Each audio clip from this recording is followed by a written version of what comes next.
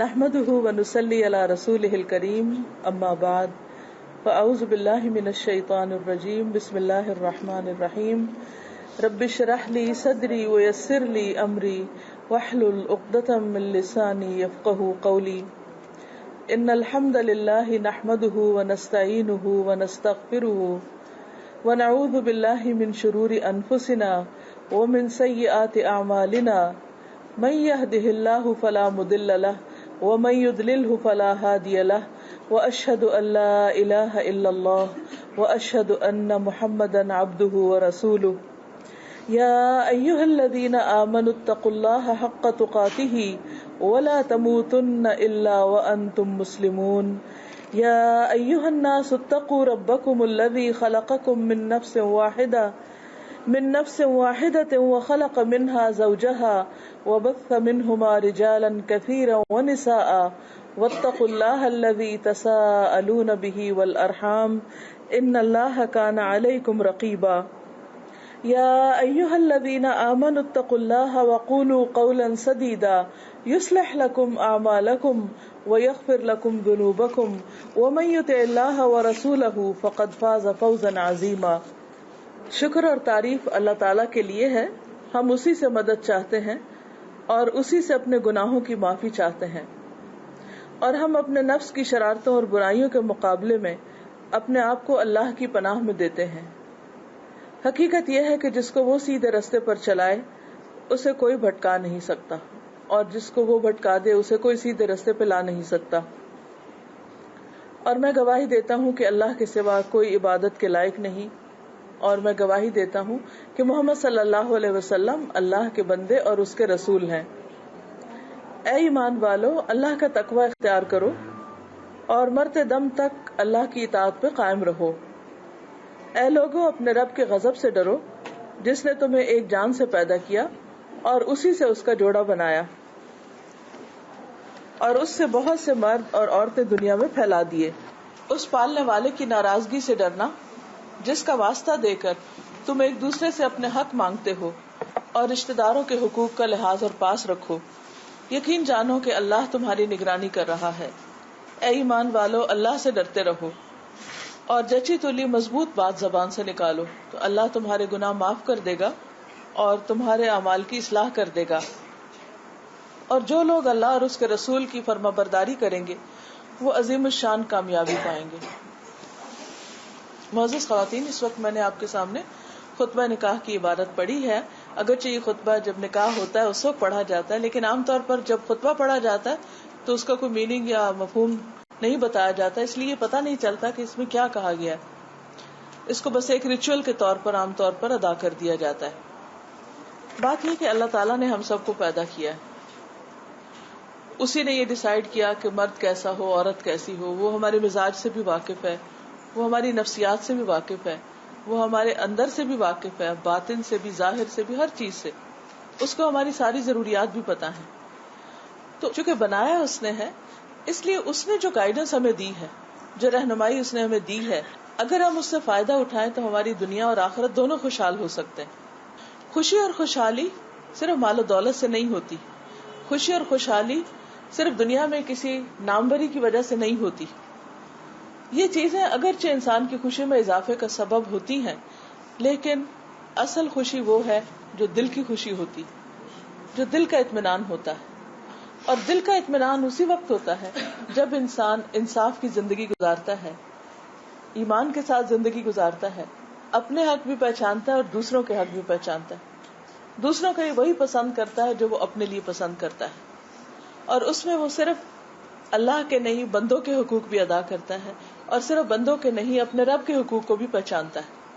اس لیے جب شادی ہوتی ہے تو ہمیں جس چیز کی یاد دہانی کرائی جاتی ہے وہ ہے کہ ان الحمد للہ، سب سے پہلے اللہ کی تعریف اور اللہ کا شکر کہ اس نے ہی ہمیں سب نعمتیں دی اور اسی نے یہ خوشی کا موقع دکھایا. اب دیکھیں کہ بعض اوقات ہم کتنی بھی کوشش کریں اور رشتوں کے ہونے کے باوجود، لوگوں کے موجود ہونے کے باوجود دل کو کوئی بات لگتی نہیں، بات بنتی نہیں. لیکن یہ اللہ کا فیصلہ ہوتا ہے اور اس کا ایک وقت مقرر ہوتا ہے. اللہ تعالیٰ وہ چیز دکھا دیتا ہے اور دو خاندانوں کے اور دو افراد کے باہم ملاپ سے خوشی کا موقع آتا ہے. اس موقع پر انسان کو اللہ کا شکر ادا کرنا چاہیے، اور اللہ کا وعدہ ہے کہ اگر تم شکر گزار رہو گے تو میں تمہیں اور بھی نعمتیں دوں گا، آگے بھی نعمتیں دوں گا، اور اگر تم نے ناشکری کی تو نعمتوں کا دروازہ بند ہو جائے گا، اللہ تعالیٰ کی ناراضگی ہوگی۔ تو اس لیے مومن ہر خوشی کے موقع پہ جب بھی اس کو کچھ ملتا ہے تو سب سے پہلے وہ اللہ کا شکر ادا کرتا ہے کہ الحمدللہ اللہ نے مجھے یہ چیز عطا کی۔ تو ان الحمدللہ، قرآن کے آغاز بھی کہاں سے ہوتا ہے؟ الحمدللہ سے۔ اسی طرح نماز میں بھی ہم جب سورۃ فاتحہ پڑھتے ہیں تو الحمدللہ، یا اس سے پہلے سبحانک اللہ بھی اللہ کی تعریف کے کلمات ہوتے ہیں۔ اسی طرح کھانا کھاتے ہیں تو الحمدللہ، سو کے اٹھتے ہیں تو الحمدللہ۔ مومن کی ساری زندگی اللہ کا شکر ادا کرتے گزرتی، اور جو جتنا گریٹفل ہوتا ہے، جتنا اس کے اندر ایک شکر کے جذبات ہوتے ہیں، اس انسان کی زندگی اتنی ہی زیادہ پرسکون ہوتی۔ اس کے مقابلے میں جس انسان کے اندر ہر وقت کمپلینٹس ہوں، ہر چیز کے اوپر اس کو اعتراض ہو، ہر چیز کا وہ صرف منفی پہلو دیکھتا ہو، نیگیٹیوٹی ہو، تو انسان کے اندر ایک خاص قسم کی بے چینی ہوتی۔ ایسا انسان کہیں بھی چین سے نہیں رہ سکتا۔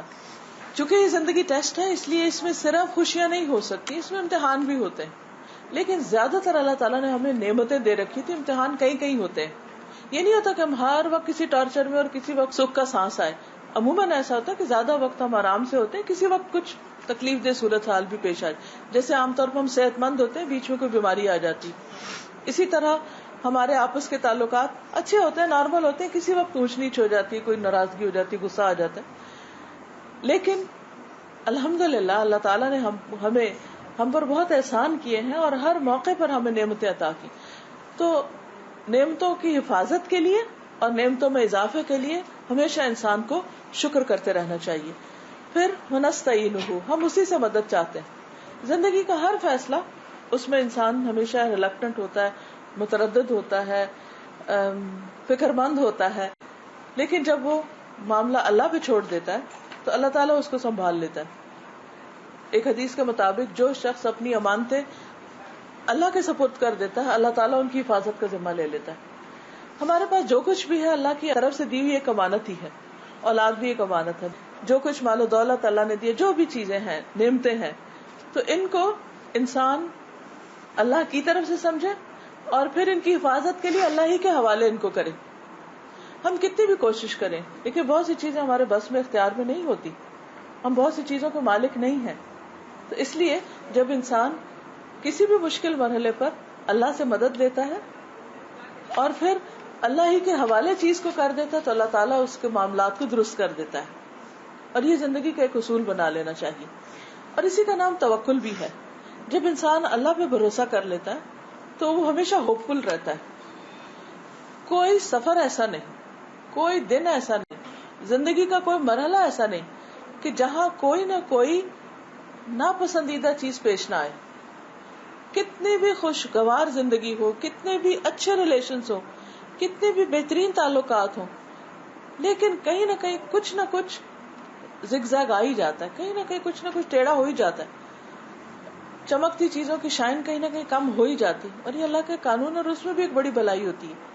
چمکتا سورج ڈھل جاتا ہے، ہر روز ہم یہ منظر اپنے سامنے دیکھتے ہیں، لیکن وہ رات کا اندھیرا بھی ایک سکون کے لیے بڑا ضروری ہوتا ہے۔ ریلیشن شپ اسی طرح ہوتے ہیں، بہت اوپر جاتے جاتے جاتے ان میں ٹھہراؤ آ جاتا ہے، پھر ڈکلائن بھی آ جاتا ہے، ناراضگیاں بھی ہو جاتی، مس انڈرسٹینڈنگ بھی ہو جاتی، اور پھر اس کے بعد جب وہ دور ہوتی ہیں، پھر وہ بادل چھٹتے ہیں، تو پھر ایک دم زیادہ حسین منظر نظر آتا ہے۔ تو اس لیے کیسے بھی تعلقات ہوں، مایوس نہیں ہونا چاہیے، ہمیشہ یہ دل میں رہنا چاہیے کہ ایک دن بہتری بھی ہوگی۔ اور انسان سب سے پہلا کام کیا کرے؟ کسی بھی انسان کو بتانے سے پہلے، ماں باپ کو پریشان کرنے سے پہلے، کسی اور کو قصہ غم سنانے سے پہلے، کوئی چیز جو ناگوار گزرے، پہلی چیز اللہ سے مدد، کہ اللہ تو مجھے مدد کر، حسبی اللہ و نعم الوکیل۔ ابراہیم علیہ السلام کو مشہور سٹوری ہے، جب آگ میں پھینکا جا رہا تھا تو باپ بھی انہی میں شامل تھا، ماں باپ بہن بھائی ساری فیملی، سارے کے سارے لوگ جو تھے وہ سارے مل کے ہی پھینک رہے تھے ان کو، تو انہوں نے اس وقت اللہ کا سہارا لیا، کہا حسبی اللہ و نعم الوکیل، اور اللہ نے آگ کو ان کے لیے باغ بنا دیا۔ وہ ابراہیم کا رب بھی ہے اور ہمارا رب بھی ہے، ایسا نہیں کہ وہ صرف ان کی مدد کرے گا اور ہماری نہیں کرے گا۔ فرق کس چیز کا ہے؟ ان کی مدد کی ہوئی کیونکہ انہوں نے دل سے پکارا، جب انہیں پتا تھا کہ کوئی بھی نہیں ہے اور میرا بس اللہ ہی ہے، تو حسبی اللہ و نعم الوکیل۔ تو نستعینہ، جہاں مشکل پیش آئے فوراً یہ کلمہ پڑھیں، حسبی اللہ و نعم الوکیل۔ اللہ کافی ہے مجھے اور وہ بہترین کارساز ہے. اس کے بعد یہ یعنی شادی کے مرحلے سے لے کر آگے تعلقات نبھا کرنے کے ہسبینڈ وائف کے بیچ میں جو ریلیشنز ہیں, فیملیز کے بیچ میں, مزید پھر آگے بچوں کے بڑا ہونے کے معاملات, جتنے بھی زندگی کے سٹیجز ہیں انسان کی, ان سب میں جہاں مشکل پیش آئے وہیں پر انسان اللہ سے مدد مانگے. وَنَسْتَعِينُهُ وَنَعُوذُ بِاللَّهِ مِن شُرُورِ أَنفُسِنَا, اور ہم اپنے آپ کو بھی اللہ کے حوالے کرتے ہیں اپنے نفس کے شر سے بچنے کے لیے. بات یہ ہے کہ انسان کا نفس ایک ایسی چیز ہے جس میں خود غرضی بھی ہے, جس میں حسد بھی ہے, جس میں اور بھی بہت سی ایسی چیزیں ہیں جو اس کے ٹیسٹ کے طور پر انسان کے اندر رکھ دی گئی. اگر وہ نہ ہوتی تو امتحان ہی کون ہے, پھر تو ہم سب اینجلز ہوتے, فرشتے ہوتے. لیکن یہ چیزیں رکھی گئی. اللہ تعالیٰ فرماتے ہیں فَأَلْهَمَهَا فُجُورَهَا وَتَقْوَاهَا, ہم نے انسان کے اندر برائی اور تقوی دونوں کی صلاحیت رکھ دی.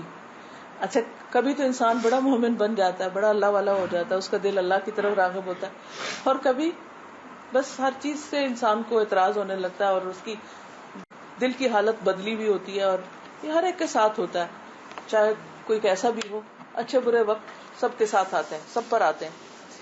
اب بات یہ ہے کہ جب انسان کے اوپر اس کا نفس غالب آ رہا ہو, اور نفس قرآن پاک میں آتا ہے ان النفس لامارۃ بالسوء, کہ نفس انسان کو برے کام کرنے پہ اکساتا ہے. فلاں نے تمہیں یہ کہا, تم جا کے کہو تو صحیح اس کو. فلاں نے ایسا کیا, تم بھی اس کو مزہ چکھاؤ.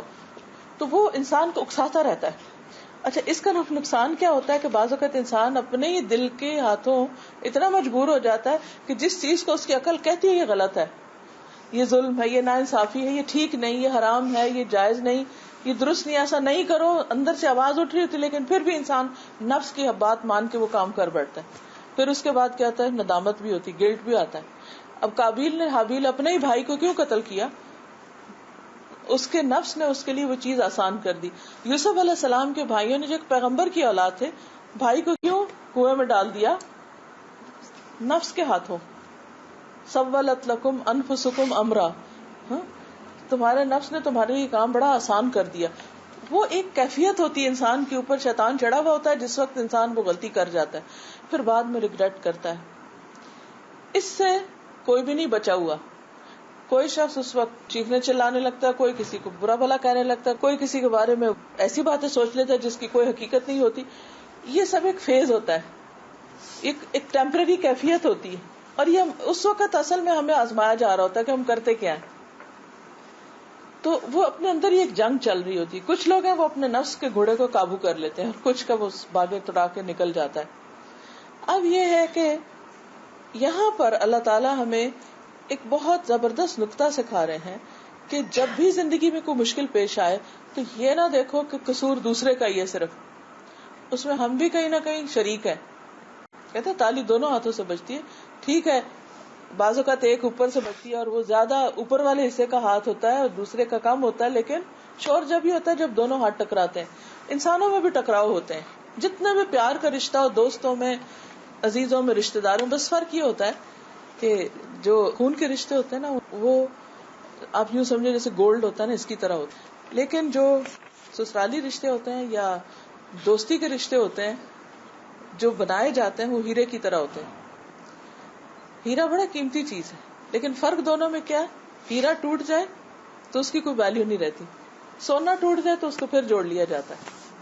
تو جو خون کے رشتے ہوتے ہیں نا, ان کے اندر ناچاکیاں آپ بہن بہن سے لڑ بھی پڑے نا, وہ کچھ عرصے کے بعد پھر ایک ہو جائیں گی اور پھر گلے لگیں گی اور پھر برابر ہو جائے گی, معاف کر دیں گے ایک دوسرے. لیکن آپ نے دیکھو گے کہ بہت سی دوستیاں ٹوٹنے کے بعد پھر وہ والی بات نہیں رہتی.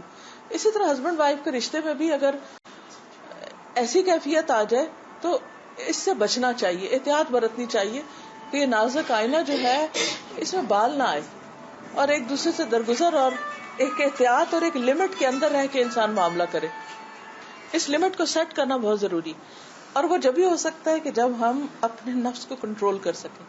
بعض اوقات چھوٹی سی بات ہوتی ہے لیکن ہمارا ضرورت سے زائد ری ایکشن جو ہے نا اس کو ایک بہت بڑا ہوا بنا دیتا ہے, اتنا بڑا بنا دیتا ہے کہ پھر وہ ہمارے بس سے باہر نکلنے لگتا ہے. جیسے گھوڑا سرکش ہو جاتا ہے نا, تو پھر اس کی باگیں کھینچ کھینچ کے بھی وہ کنٹرول میں نہیں رہتا. تو ایسے میں پھر کیا کریں, ہم اپنے دل کے ہاتھوں مجبور ہوتے ہیں. تو اس دل اللہ کے ہاتھ میں ہے, اللہ ہی سے مدد مانگنی چاہیے. اور انسان کو ہمیشہ صرف دوسرے کو بلیم نہیں کرنا چاہیے، اپنی غلطی کو بھی ہمیشہ سامنے رکھنا چاہیے اور اس کی اصلاح کرنی چاہیے. اور پھر فرمایا ومن سیئات اعمالنا، اپنے اعمال کی برائیوں کے شر سے ہم بچنے کے لیے اللہ کے حوالے اپنے آپ کو کرتے ہیں. اپنے اعمال کی برائیاں کیا ہوتی ہیں؟ اب دیکھیے کہ جو کچھ ہم بیج ڈالتے ہیں نا، اسی کے مطابق پودا نکلتا ہے. یہ نہیں ہو سکتا ہم جھوٹ بولیں اور اس سے ہمیں کوئی اچھے نتیجہ نکلے. وقتی طور پہ ہو سکتا ہے کہ آپ کسی مشکل سے بچ جائیں، لیکن جھوٹ جھوٹ ہی ہے. اسی طرح کوئی اور غلط چیزیں جو ہیں، یہ نہیں ہو سکتا کہ آپ کسی کو گالی دیں اور وہ آپ کو آگے سے آپ پہ پھول نچھاور کرے. جب انسان ایک غلط کام کرتا ہے تو اس کا نتیجہ غلط سامنے آتا ہے. اس نتیجے سے بچنے کے لیے انسان پھر اللہ کی مدد مانگے کہ ہم سے غلطی ہو گئی، اب تو اس کو مٹا دے، اس کو ختم کر دے، تاکہ ہماری یہ لائف بھی اور آئندہ زندگی بھی ڈسٹرب نہ ہو. اور پھر من یہدہ اللہ فلا مضل لہ، جس کو اللہ ہدایت دے اسے کوئی گمراہ نہیں کرتا، اور جس کو اللہ بھٹکا دے اسے کوئی. اب اس سے بعض لوگ سمجھتے ہیں کہ اچھا ٹھیک ہے، اگر اللہ ہی نہیں چاہتا تو ہمیں ہدایت نہیں ہو سکتی. یہ نہیں ہے اس کا مطلب. اللہ تعالیٰ کسی پہ ظلم نہیں کرتا کہ وہ کچھ لوگوں کے لیے کہے کہ ان کو تو میں نے ہدایت دینی ہی نہیں، اور کچھ کو کہے کہ ان کو تو میں نے بھٹکنے نہیں دینا. ایسی بات نہیں ہے.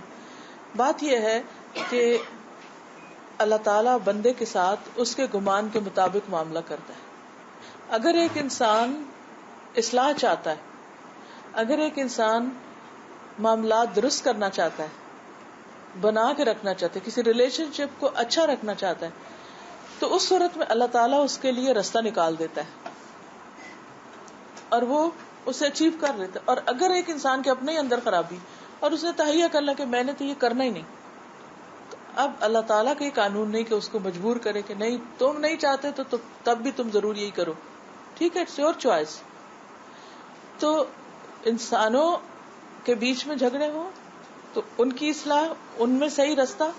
اللہ کے ساتھ معاملے کی خرابی ہو تو اس میں انسان اگر صحیح رستہ اختیار کرنا چاہتا ہے تو جو انسان جس طریقے پہ چلنا چاہے گا اللہ تعالیٰ اس کے لیے وہ راستہ آسان کر دیں گے. یہی اس کا مفہوم ہے. اب ہے تو شادی کا موقع اور اس وقت یہ ہدایت گمراہی کی باتیں کہ اس سے مراد کوئی کفر ایمان کی باتیں نہیں ہو رہی. اس سے مراد ہدایت کا تعلق صرف اسلام میں آنے سے نہیں ہے. ہدایت از گائیڈنس. زندگی کے ہر معاملے میں انسان کو مشورہ کیوں کرتا ہے انسانوں سے؟ انسان کچھ پڑھتا کیوں ہے؟ انسان کسی چیز کے بارے میں ایکسپلور کیوں کرتا ہے؟ وہ اس لیے کرتا ہے کہ اس کو صحیح راستہ چاہیے ہوتا ہے. حتیٰ کہ آپ کو ایک چھوٹی سی چیز خریدنی ہے تو آپ سوچتے ہیں کہ اچھا میں یہاں جاؤں یا وہاں جاؤں، یہاں سے خریدوں یا وہاں سے خریدوں. آپ کو ایک ڈیسائیڈ کرنا ہوتا ہے. اب اس میں صحیح نتیجے تک پہنچنا، صحیح راستے تک پہنچنا، اس کے لیے جو ایفرٹ کرے گا وہ پہنچ جائے گا. تو ایفرٹ شرط ہے. اسی لیے آپ دیکھیں کہ دن کی ہر نماز کے اندر ہمیں اہدنا الصراط المستقیم، اہدنا الصراط، اللہ تو ہم کو سیدھا راستہ دکھا، سیدھا. یہ کیوں کہا گیا بار بار؟ اس سے مراد صرف دین کے اوپر چلنے کی بات نہیں ہے. اس سے مراد ہر معاملے میں ایسا طریقہ اختیار کرنا کہ جو ہمارے بینیفٹ میں ہو، جس میں انسان نقصان سے بچے، چاہے وہ دنیا کے چھوٹے چھوٹے کام کیوں نہ ہو یا کوئی بڑے کام کیوں نہ ہو. تو ہر معاملے میں انسان کے کام کا انحصار اس کی نیت پر ہوتا ہے، وہ خود کیا چاہتا ہے. اور یہ قاعدہ ہے کہ انسان جس چیز کی چاہت رکھے گا پھر کوشش کرے گا. جب کوشش کرے گا تو وہ وہاں تک پہنچ جائے گا. لیکن اگر انسان کوشش نہیں کرتا اور سستی کا مارا بیٹھا رہتا ہے اور صرف ایک ڈے ڈریمنگ کرتا رہتا ہے تو وہ چیز کافی نہیں ہوتی. پھر اس کے بعد اگلی چیز جو ہے وہ کلمہ شہادت ہے. اس وقت ایک طرح سے پھر ایمان کی تجدید ہوتی ہے اور انسان اس بات کو دوبارہ سے ریوائز کرتا ہے کہ میں اللہ کو اپنا معبود مانتا ہوں، محمد صلی اللہ علیہ وسلم کو اپنا رہنما مانتا ہوں. پھر یہاں پر 3 آیتیں اور 3 آیتوں میں 4 دفعہ تقوی کا حکم ہے. اے لوگوں اپنے رب سے ڈرو، اے انسانوں اپنے رب سے ڈرو. شادی کی خوشی کا انحصار جو ہے یا اچھے ریلیشن شپ کا جو کی پوائنٹ ہے وہ بندوں کا ڈر نہیں، اللہ کا ڈر ہے. جب تک انسان اللہ سے نہیں ڈرتا انسان پوری طرح انصاف نہیں کر سکتا دوسرے کے ساتھ، کیونکہ بہت ساری چیزیں انسان کی مرضی اور انسان کے نفس کے خلاف جاتی. اس وقت انسان عدل کی بات، انصاف کی بات، صحیح بات صرف اس وقت کر سکتا ہے جب وہ اللہ سے ڈرتا ہے. ورنہ تو کیا ہوتا ہے، شادی سے پہلے سے لے کے بعد میں بھی بہت سے معاملات میں غلط بیانی، جھوٹ، فراڈ، فریب، دھوکہ، جال سازی، یہ ساری چیزیں ہوتی ہیں. کیونکہ اللہ کا ڈر نہیں ہوتا تو انسان حقائق کو ٹویسٹ کرتا رہتا ہے. بعض اوقات فیملیز اپنا انٹروڈکشن کراتی ہیں تو وہ بالکل ہی غلط ہوتا ہے، حالانکہ وہ ہوتے نہیں جو وہ پیش کر رہے ہوتے ہیں. لڑکے یا لڑکی کے ایجوکیشن یا جاب یا ان چیزوں کے بارے میں بتایا جاتا ہے تو وہاں جھوٹ دھوکہ دیا جا رہا ہوتا ہے. کتنے ایسے کیسز آپ سنتے رہتے ہیں. کیوں ہوتا ہے یہ سب کچھ؟ کیونکہ اس وقت لوگوں کا ڈر ہوتا ہے، ان کو خوش کرنے کے لیے یا ان کی نظروں میں بڑے بننے کے لیے ایسی باتیں کی جاتی. اگر کسی کے دل میں اللہ کا ڈر ہو تو وہ جھوٹ نہیں بول سکتا، وہ کسی کو دھوکہ نہیں دے سکتا، وہ کسی کے ساتھ زیادتی نہیں کر سکتا، کیونکہ اس کو پتا ہے کہ اگر میں زیادتی کروں گا تو میرے اوپر بھی یہ چیز پلٹ کر آئے گی. اس وقت انسان وقتی طور پر چاہے اس کو شرمندگی بھی ہو تب بھی وہ اپنی حقیقت کو چھپاتا نہیں ہے، کیونکہ حقیقت تو ایک دن کھل کے ہی رہتی. اور آپ نے اکثر دیکھا ہوگا کہ جو شادیاں دھوکے کی بنیاد پر ہوتی ہیں، وہ شادی تو ایک ایسا ریلیشن شپ ہے جس میں سب کچھ ایک دوسرے کے سامنے آ جاتا ہے. کوئی بزنس پارٹنرشپ میں بھی آپ دیکھیں کہ اگر لوگ ایک دوسرے کو چیٹ کریں تو شاید ان کی چیٹنگ چھپی رہے، لیکن ہسبینڈ وائف کا تو ریلیشن شپ ایسا ہے کہ جس میں کچھ چھپ سکتا ہی نہیں. آپ کسی سے کیا چھپا سکتے ہیں؟ کون سے فیکٹس، کون سی عادات، کون سا پاسٹ؟ اس لیے انسان کو ایسے معاملے میں صرف ہسبینڈ کو نہیں، صرف وائف کو نہیں، دونوں کو، اور صرف دونوں کو نہیں، دونوں خاندانوں کو سارے معاملات کرتے وقت اللہ کا خوف رکھنا چاہیے اور اللہ سے ڈر کر بات درست کرنی چاہیے. کیونکہ بعد میں بہت سے ریلیشن کیوں خراب ہوتے ہیں کہ جی شادی سے پہلے آپ نے یہ وعدہ کیا تھا، یہ کہا تھا، اور آج آپ وہ ساری باتیں مکر رہے ہیں، ان چیزوں سے پیچھے ہٹ رہے ہیں، تو وہاں سے پھر ٹرسٹ ختم ہوتا ہے. ہاں، ایک اور بات یہ یاد رکھیے کہ سب سے خوبصورت ریلیشن شپ وہ ہوتا ہے جس میں ٹرسٹ ہوتا ہے آپس میں. یعنی اگر کوئی یہ پوچھے کہ اچھے ریلیشن شپ کا ون ورڈ میں کوئی بتائے کہ وہ کس چیز پر بیس کرتا ہے تو وہ اللہ کے تقوی کے بعد ٹرسٹ ہے. جہاں اور ٹرسٹ سچائی کے اوپر، ٹرسٹ کا مطلب ہے ایک دوسرے پہ اعتماد کرنا، اور اعتماد اسی پہ ہو سکتا ہے جو سچا ہوگا. اگر کوئی جھوٹ بولے تو وہ اعتماد نہیں رہ سکتا، ٹرسٹ نہیں رہ سکتا. تو ہسبینڈ وائف کے، خصوصاً ہسبینڈ وائف کے ریلیشن شپ میں ایک دوسرے پر اعتماد کرنا، یہاں سے خوشیوں کا آغاز ہوتا ہے. بے وجہ شک نہیں کرنا چاہیے. اچھا مثلا شوہر سوچے میری بیوی نے ضرور کوئی ایسا کام کیا ہوگا، اور بیوی سوچے کہ ہاں میرا شوہر ضرور فلاں جگہ گیا ہوگا، اور اس طرح کی جو چیزیں ہوتی ہیں. اور شیطان جو ہے وہ ہر وقت ذہن میں کوئی نہ کوئی منفی خیال ڈالتا ہے. شوہر کے دل میں آ کے بیوی کے خلاف بات ڈالے گا، بیوی کے دل میں آ کے شوہر کے خلاف ڈالے گا، بیوی کے لڑکی کے پیرنٹس کے دل میں اس کے سسرال کے خلاف ڈالے گا، سسرال کے دل میں اس کے لڑکی کے ماں باپ کے بارے میں ڈالے گا، اور اس طرح بدگمانیوں کے ذریعے ریلیشن شپ خراب کرے گا. اس سے بہت بچنے کی ضرورت ہے. اور چھوٹی چھوٹی چیزوں کو امپورٹینس نہیں دینی چاہیے. اور اگر انسان جب بھی کوئی ایسی چیز ہو کہ مثلاً کہ کوئی آپ کی ایکسپیکٹیشن پہ پورا نہیں اترا، تو اس موقع پر بھی اگر آپ بینیفٹ آف ڈاؤٹ سے کام لیں اور دوسرے کو مارجن دے دیں اور اس کی اچھائیوں پر اس سے غور کرنا شروع کر دیں کہ اس کے اندر اتنی اچھی باتیں بھی تو ہیں، اس نے فلاں موقع پر میری کتنی کیئر بھی تو کی. ویسے بعض اوقات ایسا تھا نا، اگر بیوی تھکی اور ہسبینڈ کہتی ہے ایک گلاس پانی کا مجھے دے دیں، تو کہتے میں نہیں لا سکتا، بس یہی سے کام خراب. اس وقت انسان یہ سوچے کہ اس کو تو میری پرواہ نہیں، اور میں تو اس گھر میں رہ ہی نہیں رہی، کیونکہ جہاں محبت نہیں وہاں پھر رہنے کا کیا فائدہ. اور شیطان ایک دم انسان کو انتہا تک پہنچا دے. اس وقت انسان اس سارے کا توڑ کیسے کرے کہ نہیں فلاں جگہ پر بھی تو اس نے مجھے ایسا میرے ساتھ اچھا سلوک کیا تھا، فلاں جگہ پر بھی تو میرے کام آیا تھا، اگر میں تھکی ہوں تو ہو سکتا وہ بھی تھکا ہو، سو واٹ، چلو کوئی بات نہیں. لیکن یہ اتنے نازک مرحلے ہوتے ہیں کہ ایسے میں انسان سب اچھائیاں اور احسان ایک دوسرے کو بھول کر صرف نیگیٹو چیزوں کے اوپر توجہ رکھتا ہے. تو اس لیے بہت ضروری ہے کہ ان چیزوں سے انسان بچتا رہے اور اللہ کا خوف دل میں رہے، جس کی وجہ سے انسان پھر عدل اور انصاف کی بات کر سکتا ہے، تبھی وہ پازیٹیولی سوچ سکتا ہے. پھر اسی طرح ایک اور چیز جو خاص طور پر اس میں کہی گئی ہے کہ تم ہر حال میں زندگی کے آخری لمحے تک اللہ کی اطاعت کرتے رہنا. اب دیکھیں اللہ کی اطاعت یا اللہ کی فرما برداری یا اوبیڈینس جو ہے وہ کیا چیز ہے؟ وہ اللہ سے وفاداری کا نام ہے، اللہ تعالیٰ پر ٹرسٹ کرنے کا نام ہے کہ اللہ تعالیٰ جو احکامات آپ نے ہمیں دیے ہیں اس میں ضرور ہماری بھلائی. پھر انسان کو وہ چیز مشکل بھی لگتی ہے تو وہ کر لیتا ہے. مثلا ہسبینڈ کے اوپر جو حقوق فرائض رکھے ہیں بیوی کے لیے، یا بیوی کے ذمہ کچھ فرائض رکھے ہیں ہسبینڈ کو خوش کرنے کے لیے، تو یہ دونوں دیکھنے میں بعض اوقات ہر ایک کو اپنی ڈیوٹیز مشکل لگتی ہیں، یا ہم سوچتے ہیں کہ وائی می، میرے اوپر یہ اتنی مشکل کیوں ہے، یا مجھے یہ سب کچھ کیوں کرنا ہے. تو اس وقت اگر انسان اپنے رب پر ٹرسٹ کرتا ہے اور اعتماد کرتا ہے کہ میرا رب مجھے کبھی بھی کوئی ایسا حکم نہیں دے سکتا جو میرے لیے نقصان کا باعث ہو، تو انسان کو اگر مرضی نہ بھی ہو، دل نہ بھی چاہ رہا، تو بھی وہ اللہ کی بات مان لیتا ہے. اور پھر خاص طور پر کہا کہ دیکھو اللہ کی ناراضگی سے بچتے رہنا اور رشتہ داروں کے حقوق کا لحاظ اور پاس رکھنا. اب اس میں آپ دیکھیے کہ بعض اوقات بعض لوگوں کا سوال یہ ہوتا ہے کہ اچھا ماں باپ تو وہ ہیں جنہوں نے ہمیں جنم دیا، ہمیں سب کچھ دیا، زندگی میں سکھایا، تو شادی کے بعد ایک نیا رشتہ آ جاتا ہے جو سسرال کا ہے، لڑکے کے لیے بھی لڑکی کے لیے، تو ان کے بارے میں قرآن کیا کہتا ہے، یا ان کے بارے میں ہمیں ہمارا دین کیا سکھاتا ہے، اور کیا واقعی ان کے بھی اتنے حقوق ہیں.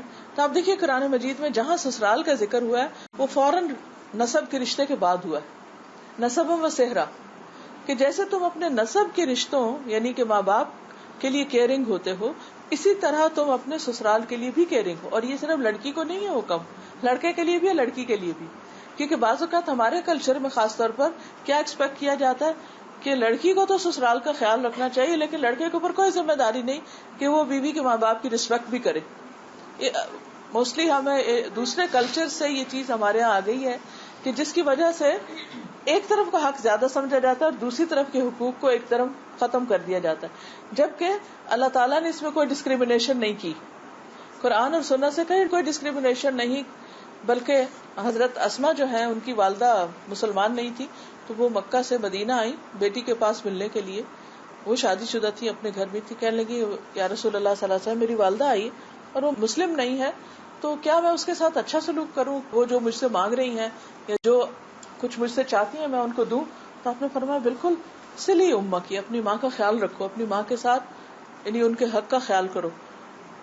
پیرنٹس چاہے مسلم بھی نہ ہو، پیرنٹس ہیں، چاہے اپنے چاہے شوہر کے یا وائف کے، وہ ریسپیکٹیبل ہیں، قابل احترام ہیں. بعض اوقات میاں بیوی میں لڑائی ہوتی ہے، گالیاں ان کو پڑ رہی ہوتی ہیں، کس کی بیٹی ہو، کس کا بیٹے ہو، کس نے پالا تمہیں، کس نے خیال بھئی ان کو کیوں بیچ میں گھسیٹ لیا؟ ان کا کیا؟ کون ماں باپ اپنے اولاد کی غلط تربیت کرنا چاہتے ہیں؟ ہم نے جتنی بھی غلطیاں کی ہوتی ہیں ہم نہیں چاہتے کبھی کہ ہماری اولاد وہ ریپیٹ کرے، لیکن پھر ہر انسان انڈیپینڈنٹ ہے.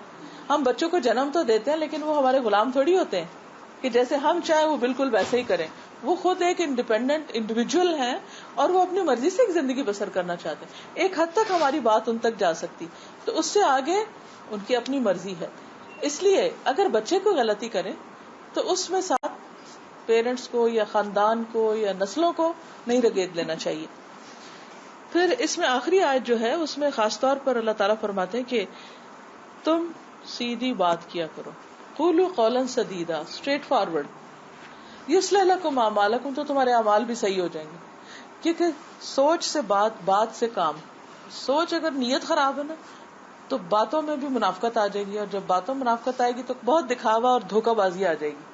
اس لیے انسان نیت اچھی رکھے، لوگوں سے مفاد نہ چاہے، لوگوں سے تعریف نہ چاہے، اپنے رب کی رضا کے لیے کرے، جس کے ساتھ بھی احسان کرے، اور اس کے بعد اگر کسی کے ساتھ بھی بات کرے تو درست کرے. لیکن قولاً سدیدہ کا مطلب یہ نہیں کہ انسان دوسروں کے پتھر پھینکنے لگے اور سخت بات کرے. اچھی طرح بات کرے لیکن اس کے ساتھ ساتھ ادب اور احترام اور انسانیت کا احترام. کیونکہ یہاں پر ایمان والوں کے علاوہ ایک آیت میں ساری انسانیت کو خطاب کیا گیا کہ ہر انسان اللہ کا پیدا کیا ہوا اور قابل احترام ہے. اللہ نے بنی آدم کو عزت بخشی. انسانوں کے لیے بھی ضروری ہے کہ وہ ایک دوسرے کو عزت دیں، احترام دیں، ایک دوسرے کے ساتھ معاملہ اچھا رکھیں. اسی سے ہماری دنیا بھی خوشیوں سے مالا مال ہوتی ہے اور اسی سے آخرت کی. تو اللہ تعالیٰ ہمیں عمل کی توفیق عطا فرمائے. آخر دعوانا الحمدللہ رب العالمین. سبحان اللہ والحمد للہ ولا الہ الا اللہ واللہ اکبر ولا حول ولا قوة الا باللہ العلی العظیم. اللہم صل علی محمد وعلی آل محمد کما صلیت علی ابراہیم وعلی آل ابراہیم انک حمید مجید. اللہم بارک علی محمد وعلی آل محمد کما بارکت علی ابراہیم وعلی آل ابراہیم انک حمید مجید. ربنا آتنا فی الدنیا حسنۃ وفی الآخرۃ حسنۃ وقنا عذاب النار. ربنا لا تزغ قلوبنا بعد إذ هديتنا وهب لنا من لدنك رحمة إنك أنت الوهاب. ربنا هب لنا من أزواجنا وذرياتنا قرة أعين وجعلنا للمتقين إماما. ربنا هب لنا من أزواجنا وذرياتنا قرة أعين وجعلنا للمتقين إماما. ربنا لا تؤاخذنا إن نسينا أو أخطأنا. ربنا ولا تحمل علينا إصرا كما حملته على الذين من قبلنا. ربنا ولا تحملنا ما لا طاقة لنا به واعف عنا واغفر لنا وارحمنا أنت مولانا فانصرنا على القوم الكافرين. يا حي يا قيوم برحمتك نستغيث.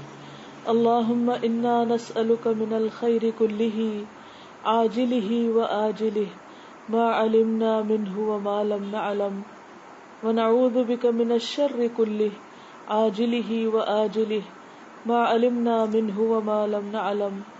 اللهم إنا نعوذ بك من جهد البلاء ودرك الشقاء وسوء القضاء وشماتة الأعداء. اللهم لا مانع لما أعطيت ولا معطي لما منعت ولا ينفع ذا الجد منك الجد. اللهم اكفنا بحلالك عن حرامك وأغننا بفضلك عمن سواك. لا حول ولا قوة إلا بالله. لا إله إلا الله. لا نعبد إلا إياه. له النعمة وله الفضل وله الثناء الحسن. لا إله إلا الله مخلصين له الدين ولو كره الكافرون. يا حي يا قيوم برحمتك نستغيث. یا اللہ پاک جو کچھ بھی ہم نے پڑھا ہے اپنی رحمت سے ہمیں اس پر عمل کرنے والا بنا. یا اللہ ہمارے دلوں میں اپنی محبت پیدا کر دے, اپنی مخلوق کی محبت پیدا کر دے. یا اللہ ہمیں انسانوں کے احترام کی توفیق عطا فرما. یا اللہ ہمیں اپنے حق اور بندوں کے حق ادا کرنے کی توفیق دے. یا رب العالمین یا ارحم الراحمین اولاد سے آنکھوں کی ٹھنڈک نصیب فرما, اولاد کی خوشیاں نصیب فرما. یا اللہ جو رشتہ قائم ہو رہا ہے یا رب العالمین اس کو بہت بابرکت کر دینا. دونوں کے لیے, ان دونوں بچوں کے لیے, ان کے والدین کے لیے, دونوں خاندانوں کے لیے اس کو بہت بابرکت بنا دینا, بہت خوشیوں کا باعث ہو. دونوں خاندانوں کو اپنی رحمت سے ڈھانپ لے. یا اللہ ہر تکلیف, فتنے, مشکل, مصیبت اور حادثے سے محفوظ رکھنا. یا رب العالمین تو اپنی رحمتوں سے نوازنا اور ان کو صالح اولاد نصیب فرمانا. یا رب العالمین ان کے درمیان بہترین اتفاق اور بہترین محبت پیدا کر دینا. ایک دوسرے کے لیے بہت کیئرنگ اور لونگ ہوں, ایک دوسرے کا خیال رکھنے والے اور ایک دوسرے کے حق پہچاننے والے ہوں. یا اللہ وہ حق جن کے بارے میں تو بھی سوال کرنے والا ہے, یا اللہ ہم سب کے دل اتنے بڑے کر دے کہ ہمیں دوسروں کے حقوق ادا کرنا آسان ہو جائیں. یا رب العالمین ہماری خود غرضیوں کو اور نفس کی شرارتوں کو ہم سے دور کر دے.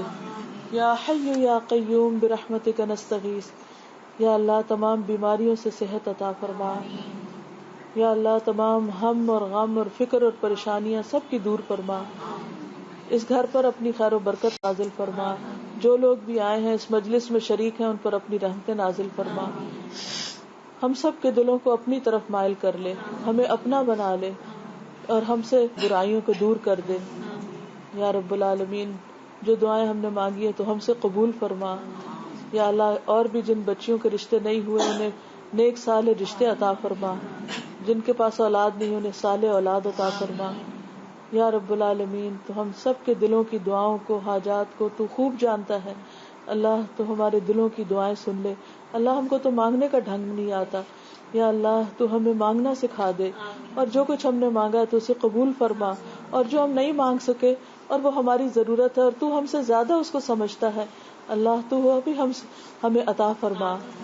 یا حی یا قیوم برحمتک نستغیث. یا حی یا قیوم برحمتک نستغیث. ربنا تقبل منا انك انت السميع العليم وتب علينا انك انت التواب الرحيم. وصلى الله تعالى على خير خلقه محمد وعلى آله واصحابه واهل بيته اجمعين برحمتك یا ارحم الراحمین. اللہ تعالیٰ سب بیماروں کو صحت عطا فرما. جتنے بھی حاضرین مجلس ہیں ان کے دلوں میں جو دعائیں ہیں اللہ تعالیٰ ان کو قبول فرما. ربنا تقبل منا انك